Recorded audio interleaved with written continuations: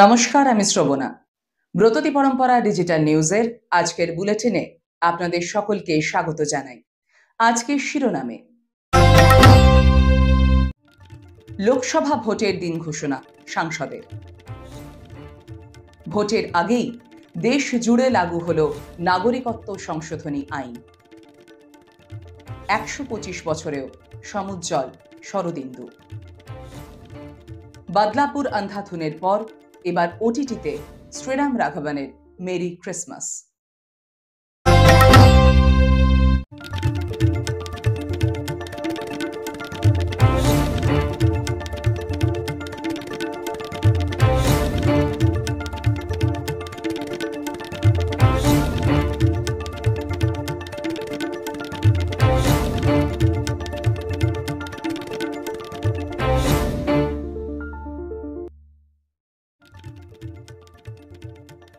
গত মঙ্গলবার রাষ্ট্রপতি দ্রৌপদী মুর্মুকে সাম্মানিক ডক্টর অফ সিভিল ল উপাধি দিল ইউনিভার্সিটি অফ মরিশাস।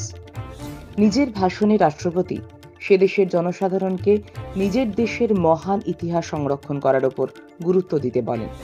সাথে সাথে তরুণ প্রজন্মকে ভারতের সঙ্গে তাদের বন্ধুত্বকে অটুট রাখার উপদেশও দেন। কৃত্রিম বুদ্ধিমত্তা এই প্রথম ভারতের কোন স্কুলে। কেরলের পিনারাই বিজয়নের রাজ্যের তিরুবনন্তপুরমের একটি স্কুল এবার নিয়োগ করল কোন রোবটকে শিক্ষক হিসেবে, যার নাম রাখা হয়েছে আইরিশ। তিনি এখন থেকে পড়ুয়াদের বিভিন্ন বিষয়ে পড়াবেন। বস্তুত কেরলই সম্ভবত দেশের প্রথম রাজ্য যেখানে এআই শিক্ষিকা নিয়োগ করল কোন স্কুল।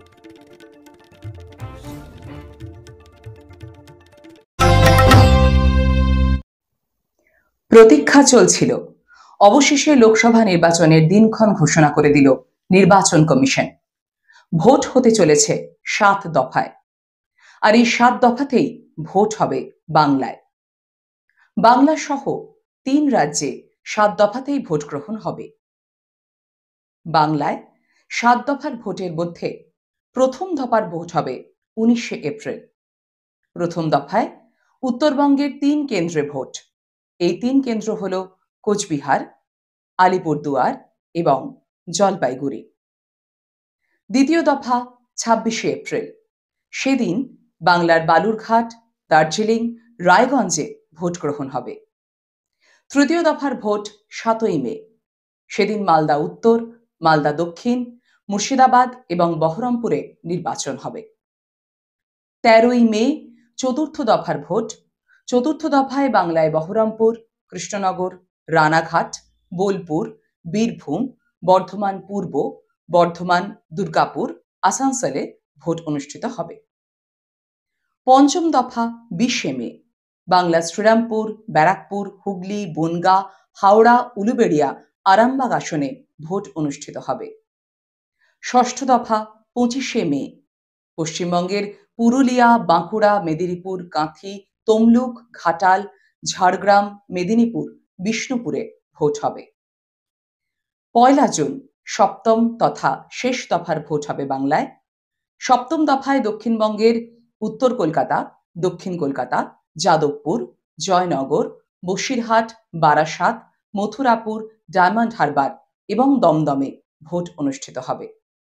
বাংলার মতোই 7 দফার ভোট হচ্ছে বিহার এবং উত্তরপ্রদেশে। ভোট গণনা 4 জুন।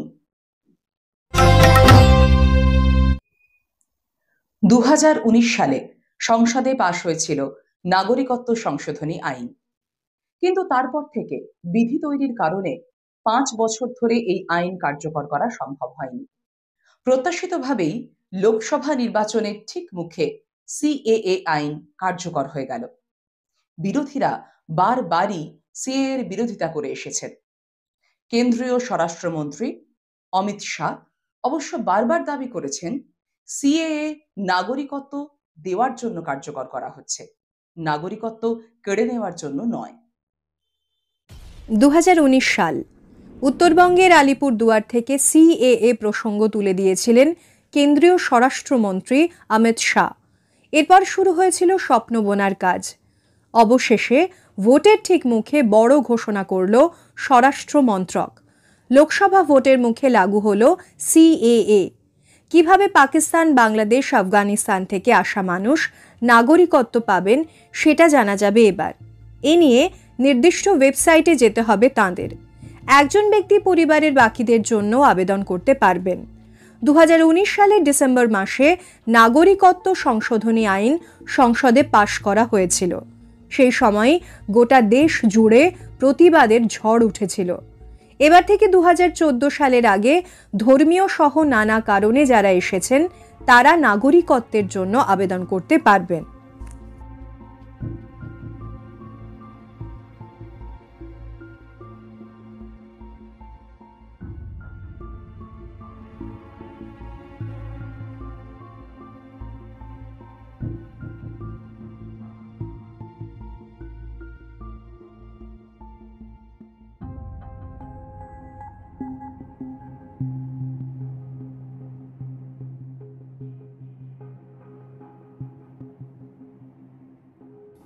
এটা নাগরিকত্ব দেওয়ার আইন, নাগরিকত্ব কেড়ে নেওয়ার নয়। এটা কোনোভাবেই ডিটেনশন ক্যাম্পে পাঠানোর আইন নয়, এমনটাই মত ওয়াকিবহাল মহলে। এদিকে বাংলায় এর বিরাট প্রভাব পড়তে পারে।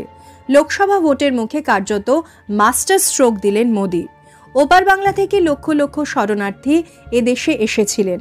তাঁরা এতদিন নানা দোলাচলে ছিলেন, এবার স্বস্তি পাবেন তাঁরা। ইতিমধ্যেই ঠাকুরনগরে শুরু হয়ে গিয়েছে উল্লাস। তাঁরা জানিয়েছেন, আজ আনন্দের দিন, আজ আমাদের খুশির দিন, মনে হচ্ছে যেন স্বাধীনতা পেলাম।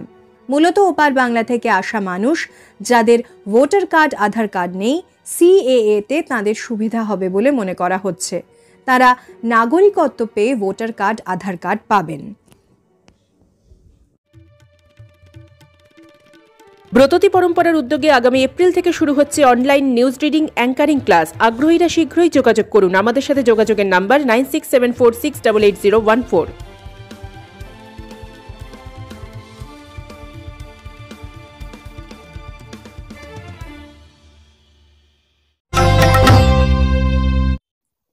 বাংলা সাহিত্যের সমৃদ্ধ ভাণ্ডারে এমন কিছু সাহিত্যিক আছেন যাঁদের লেখা পড়লেই তৃপ্তির ঢেঁকুর ওঠে। শরদিন্দু বন্দ্যোপাধ্যায় শুধু সেই গোত্রের নন, তার পুরোধা। বিশেষ করে ঐতিহাসিক ও গোয়েন্দা গল্পে তাঁর জুড়ি মেলা ভার। বিভিন্ন স্বাদের ছোট গল্পকেই বা বাদ রাখে কিভাবে? বাংলা সাহিত্যের স্বচ্ছ তোয়ায় ছিল তাঁর অবাধ বই চলা।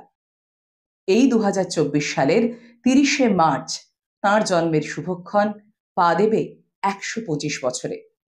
এত বছর পরেও শরদিন্দু বন্দ্যোপাধ্যায়ের জনপ্রিয়তায় ভাটা পড়েনি এতটুকু। কি সেই রহস্য? আসুন জানার চেষ্টা করি আমরা। প্রখ্যাত ভাষাতাত্ত্বিক ও বাংলা সাহিত্যের ইতিহাসবিদ সুকুমার সেন লিখেছিলেন, গল্পের প্রধান গুণ, একমাত্র গুণ হলেও ক্ষতি নেই, মনোহারণ সামর্থ্য। যত বিভিন্ন বয়সের, বিভিন্ন স্তরের, বিভিন্ন সমাজের ব্যক্তির এবং যত বেশি ব্যক্তির ভালো লাগবে, গল্পের গুণ ততই স্বীকৃত হবে। এই মাপে বিচার করলে শরদিন্দু বন্দ্যোপাধ্যায়ের মান ও মর্যাদা উঁচু দরের। অধিকাংশ বাঙালি পাঠকই বোধহয় সুকুমার বাবুর এই মতের বিরোধী নন। শরদিন্দু বন্দ্যোপাধ্যায় জন্ম নেন 1899 সালের 30শে মার্চ বর্তমান উত্তরপ্রদেশের জৌনপুর শহরে মামা বাড়িতে। পিতা তারাভূষণ বন্দ্যোপাধ্যায় ও মা বিজলীপ্রভা দেবীর আদি নিবাস উত্তর কলকাতার বরানগর কুঠিঘাট অঞ্চলে। শরদিন্দুরা ছিলেন 2 ভাই ও 1 বোন। বাবা ছিলেন সফল আইনজীবী। বাড়িতে ছিল পড়াশোনার উপযুক্ত পরিবেশ। মুঙ্গের জেলা স্কুলে পড়ার সময় কবিতা লেখার মাধ্যমে তার সাহিত্য চর্চায় হাতেখড়ি। কলকাতার বিদ্যাসাগর কলেজে পড়া শেষ করে ভর্তি হলেন পাটনা ল কলেজে। তবে মন ছিল না আইনের আলোচনায়। 29 বছর বয়সে ঠিক করলেন সাহিত্য চর্চাই করবেন পুরোদমে। প্রথম উপার্জন করলেন বিজয়ী গল্প প্রকাশের পর। 1933 সালে প্রকাশ পেল প্রথম গল্পগ্রন্থ জাতিস্বর। স্ত্রী পারুলবালা ছিলেন যোগ্য সহধর্মিণী। 3 সন্তানকে নিয়ে জমজমাট সংসার জমিয়ে রাখতেন শরদিন্দু নিজেই। 1938 সালে পাড়ি দেন তৎকালীন বোম্বাইয়ে। নতুন ভূমিকা, চলচ্চিত্রের চিত্রনাট্যকার। প্রথমে বোম্বে টকিজ, পরে ফ্রিল্যান্সিং। 1952 সালে চলে আসেন পুনায়। সেখানেই থেকে যান পাকাপাকিভাবে। তবে যেখানেই যান, লেখালেখি ছিল তার সব সময়ের সঙ্গী। জ্যোতিষচর্চায় ছিল অসীম আগ্রহ। চন্দ্রহাস ছদ্মনামে লিখেছেন বেশ কিছু গল্প, পেয়েছেন রবীন্দ্র পুরস্কার, শরৎ স্মৃতি পুরস্কার ইত্যাদি। তবে সবথেকে বড় পুরস্কার পেয়েছেন পাঠকের কাছে। এত বছর পরেও শরদিন্দু অমনিবাসের বিক্রি কিন্তু আশাতীত। লিখেছেন 22টি ঐতিহাসিক গল্প ও উপন্যাস। সত্যান্বেষী ব্যোমকেশ ও তার বন্ধু অজিতকে মিশিয়ে দিয়েছেন বাঙালির রক্তে। বড়দার বৈঠকি চালে মুগ্ধ করেছেন অনায়াসে। তাঁর লেখা গল্প থেকে চলচ্চিত্র হয়েছে অনেকগুলি। ঝিন্দের বন্দি, চিড়িয়াখানা, কোনো নামই যেন বাদ দেওয়া যায় না। তিনি বলতেন, ইতিহাসের গল্প লিখেই বেশি তৃপ্তি পেয়েছি। সেই তৃপ্তির রেশ ছড়িয়ে দিয়ে 1970-এর 22শে সেপ্টেম্বর শরদিন্দু পাড়ি দেন অমৃতলোকে।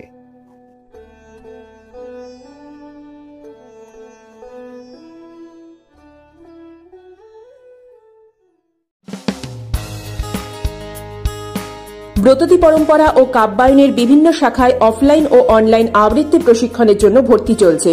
কবির রোড, সল্টলেক, বারাকপুর, সোনারপুর, চুঁচুড়া, বেহালা, শ্রীরামপুর, শ্যামবাজার ও শান্তিনিকেতন শাখায় ভর্তির জন্য যোগাযোগ করুন এই নাম্বারগুলিতে।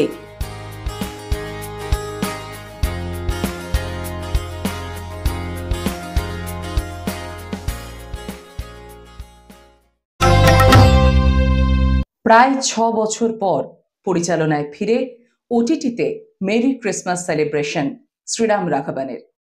কিন্তু বদলাপুর আন্ধাধুনের মাইল ফলক মেনে সত্যি কতটা সেলিব্রেটেড হলো মেরি ক্রিসমাস? আজকের মুভি রিভিউ পর্বে থাকছে তারই আলোচনা।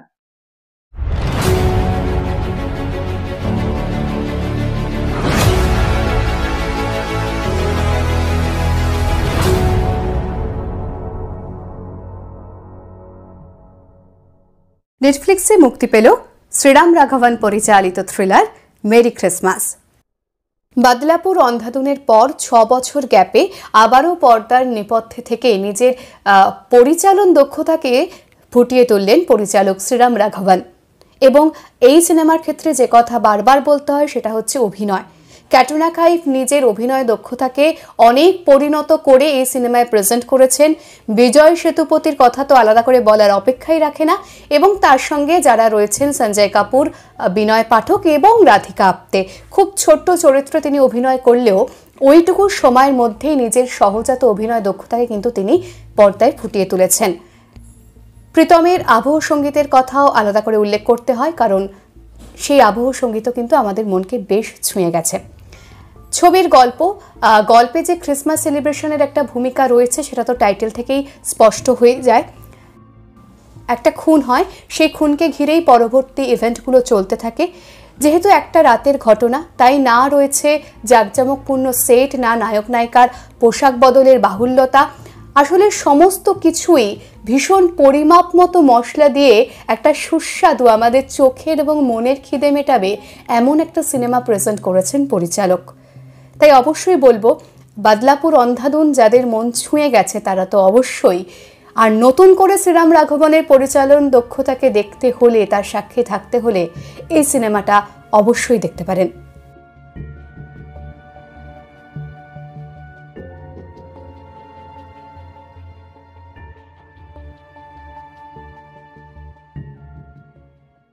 ব্রততী পরম্পরা ডিজিটাল নিউজ আজকের মতো এই পর্যন্তই। পরবর্তী সংবাদ আগামী রবিবার ঠিক সন্ধে 7:30টায়। চোখ রাখুন আমাদের ফেসবুক পেজ এবং ইউটিউব চ্যানেলে। নমস্কার।